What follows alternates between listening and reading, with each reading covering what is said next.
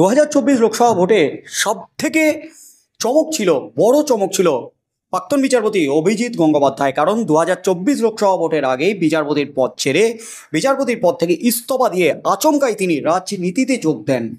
তিনি স্পষ্ট ঘোষণা করেন দুর্নীতির বিরুদ্ধে লড়াই করতে রাজনীতিতে যোগ দিচ্ছেন। তার সাথে সাথে শুধু রাজনীতিতে যোগ নয়, বিজেপিতে যোগদান করেন বিচারপতি অভিজিৎ গঙ্গোপাধ্যায়। তিনি ঘোষণা করেন তিনি জীবনেও তৃণমূল কংগ্রেসে যোগদান করবেন না। তার সাথে সাথে মমতা ব্যানার্জি, অভিষেক ব্যানার্জি তৃণমূলের বিরুদ্ধে দুর্নীতির বিরুদ্ধে লড়াই ঘোষণা করেছিলেন অভিজিৎ গঙ্গোপাধ্যায়। বিজেপিতে যোগদান করেই কিন্তু বড় পুরস্কার বিচারপতির। প্রাক্তন বিচারপতি অভিজিৎ গঙ্গোপাধ্যায়কে বিজেপি টিকিট দেয় তমলুক থেকে। তমলুকে বিজেপির অভিজিৎ গঙ্গোপাধ্যায়ের বিপক্ষে প্রার্থী ছিলেন তৃণমূলের দেবাংশু ভট্টাচার্য। দেবাংশু ভট্টাচার্যকে হেলায় হারিয়ে ৭৭,০০০-এরও বেশি ভোটে হারিয়ে কুপকাত করে ছাড়েন বিচারপতি অভিজিৎ গঙ্গোপাধ্যায়। যেখানে গোটা রাজ্যে বিজেপির ভরাডুবি হয়েছে, যেখানে গোটা রাজ্য জুড়ে রীতিমতো সবুজ ঝড় উঠেছে, সেখানে অভিজিৎ গঙ্গোপাধ্যায় তমলুকে বিজেপি ঝড় তুলে ছেড়েছেন। তার মধ্যেই কিন্তু সংসদে পা দিয়েছেন অভিজিৎ গঙ্গোপাধ্যায়। সংসদে পা রেখেই কিন্তু একের পর এক বাক্য বাণে বেনজিরভাবে কটাক্ষ শুরু করেছেন তৃণমূলকে। তার মধ্যেই কিন্তু ফের বিতর্কে অভিজিৎ গঙ্গোপাধ্যায়। এবার অভিজিৎ গঙ্গোপাধ্যায় যা বললেন তাতেই কিন্তু নতুন করে হইচই পড়ে গেল একেবারে গোটা দেশের রাজনীতিতে। সংসদের অন্দরে রীতিমতো তুলকালাম কাণ্ড। আর অভিজিৎ গঙ্গোপাধ্যায়ের এই মন্তব্যের পাল্টা সাফাই দিলেন কেন্দ্রীয় মন্ত্রী। এই মুহূর্তের সবচেয়ে বড় খবর, লোকসভার অধিবেশন চলাকালীন বিতর্কিত মন্তব্য। কংগ্রেস সাংসদ তথা লোকসভার ডেপুটি বিরোধী দলনেতাকে নির্বোধ বলে কটাক্ষ। জাতীয় রাজনীতিতেও এবার বিতর্কে কলকাতা হাইকোর্টের প্রাক্তন বিচারপতি তথা তমলুকের বিজেপি সাংসদ অভিজিৎ গঙ্গোপাধ্যায়। লোকসভায় দাঁড়িয়ে অসংসদীয় ভাষা ব্যবহারের অভিযোগে বিদ্ধ তিনি। প্রশ্ন উঠেছে তার আচরণ নিয়ে। কেন্দ্রীয় মন্ত্রী শেষ পর্যন্ত সেই নিয়ে সাফাই দিলেন।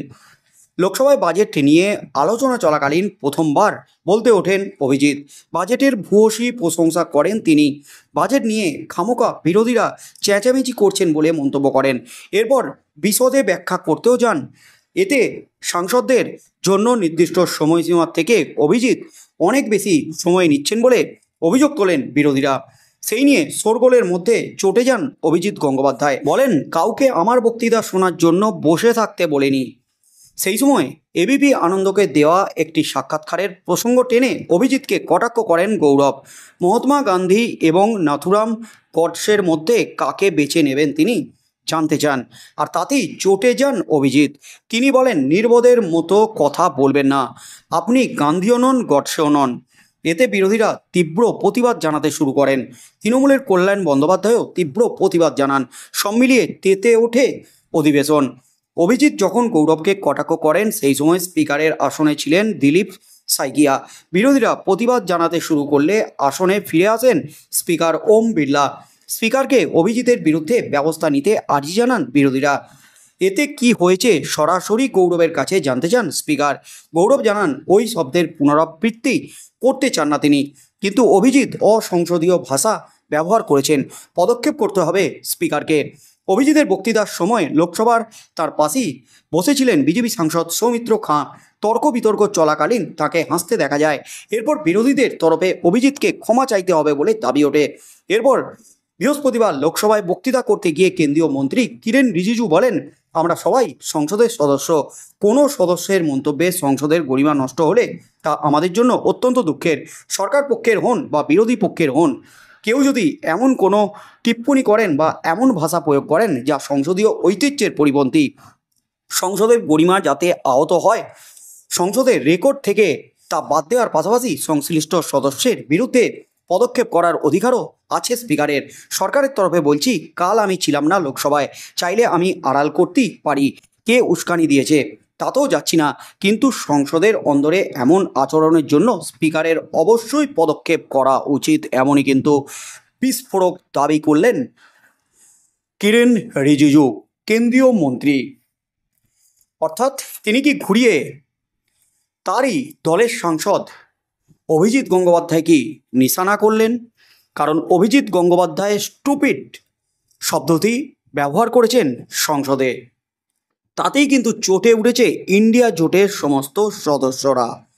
নির্বোধের মতো কথা বলবেন না, এমনই কিন্তু বলেছিলেন অভিজিৎ গঙ্গোপাধ্যায়। তাতেই কিন্তু তোলপাড় হয়ে ওঠে দিল্লি। আর এই বক্তব্যে যখন ঝড় উঠে গেছে, ঠিক সেই মুহূর্তে হস্তক্ষেপ করলেন কেন্দ্রীয় মন্ত্রী কিরেন রিজিজু। তিনি কিন্তু স্পষ্ট বললেন, চাইলে পদক্ষেপ করতে পারে স্পিকার, এমন কোনো মন্তব্য করবেন না তাতে আমাদের দলেরই হোক বা অন্য কোনো দলের, বিরোধী দলের, যাতে লোকসভার অন্দরে, সংসদের অন্দরে গরিমা নষ্ট হয়। সে যে দলেরই হোক তার বিরুদ্ধে পদক্ষেপ করা উচিত। উল্টে কিন্তু তিনি নিশানা করলেন গৌরবের দিকে। তাকে কে খোঁচা দিয়েছিল, তাকে এই অশালীন ভাষা প্রয়োগ করতে কে তাতিয়ে দিয়েছিল, কে উস্কানি দিয়েছিল, সেই নামটাও আমি জানি, সেটা আমি বলবো না। তবে স্পিকার চাইলে পদক্ষেপ করতে পারে, অর্থাৎ অভিজিৎ গঙ্গোপাধ্যায়ের বিরুদ্ধে পদক্ষেপ করলে কংগ্রেসের নেতৃত্ব গৌরবের দিকেও কিন্তু আঙুল উঠে যাচ্ছে। কারণ তিনি উস্কানিটা দিয়েছিলেন অভিজিৎ গঙ্গোপাধ্যায়, তাই তিনি মুখ ফসকে এরকম বলে ফেলেছেন, এমনই কিন্তু সাফাই দেওয়ার চেষ্টা করলেন কেন্দ্রীয় মন্ত্রী। আগামী দিনে কি হতে চলেছে? স্পিকার কি কোনো পদক্ষেপ নেবেন বিচারপতি অভিজিৎ গঙ্গোপাধ্যায় বা কংগ্রেস নেতার বিরুদ্ধে? স্পিকার কিন্তু স্পষ্ট বলেছেন, যদি অশালীন মন্তব্য হয়ে থাকে তাহলে লোকসভার রেকর্ড থেকে তা বাদ দেওয়া হবে, এমন নির্দেশ দিয়েছেন। তাই আগামী দিনে এই নিয়ে কি হতে চলেছে, শুধুমাত্র অভিজিৎ গঙ্গোপাধ্যায়কে নয়, তৃণমূল সাংসদ কল্যাণ ব্যানার্জিকে নিয়েও কিন্তু ঝড় উঠে গেছে। বিজেপি নেতৃত্ব দাবি করছে সংসদের অন্দরে কল্যাণ ব্যানার্জি অশালীন মন্তব্য করেছেন, এবং সেই নিয়েও কিন্তু সোশ্যাল মিডিয়ায় ঝড় চলছে। সেই নিয়েও মুখ খুলেছেন কল্যাণ ব্যানার্জি, বিস্ফোরক প্রতিক্রিয়া দিয়েছেন। সব মিলিয়ে কিন্তু লোকসভার প্রথম অধিবেশনই রীতিমতো তেতে উঠেছে দিল্লি। আর তার মধ্যেই কিন্তু আগুনে ঘি ঢেলে দিলেন প্রাক্তন বিচারপতি অভিজিৎ গঙ্গোপাধ্যায়। যেমনটা বিচারপতির চেয়ারে বসে তিনি করছিলেন, রাজ্যের বিরুদ্ধে, তৃণমূলের বিরুদ্ধে রীতিমতো যুদ্ধ ঘোষণা করে দিয়েছিলেন। আর এবার কিন্তু সংসদের অন্দরে অভিজিৎ গঙ্গোপাধ্যায়ের মুখোমুখি অভিষেক ব্যানার্জিও। কারণ বিচারপতি থাকাকালীন অভিষেক ব্যানার্জি সহ তৃণমূল নেতৃত্ব যে অভিযোগটা করছিলেন যে অভিজিৎ গঙ্গোপাধ্যায় বারবার অভিষেক ব্যানার্জিকে যে কোনো মামলায় টেনে নিয়ে আসছেন, যেখানে অভিজিৎ গঙ্গোপাধ্যায় জানেন যে অভিষেক ব্যানার্জি সেই মামলার সাথে যুক্ত নন। সেই নিয়ে কিন্তু সুপ্রিম কোর্টের দ্বারস্থ হয়েছিলেন অভিষেক ব্যানার্জি, মামলা থেকে সরিয়ে দিয়েছিলেন হাইকোর্টের প্রধান বিচারপতি। সব মিলিয়ে কিন্তু উত্তাল হয়েছিল রাজ্য রাজনীতি। এবার কিন্তু সংসদের অন্দরও ঝড় তুলে দিলেন অভিজিৎ গঙ্গোপাধ্যায়।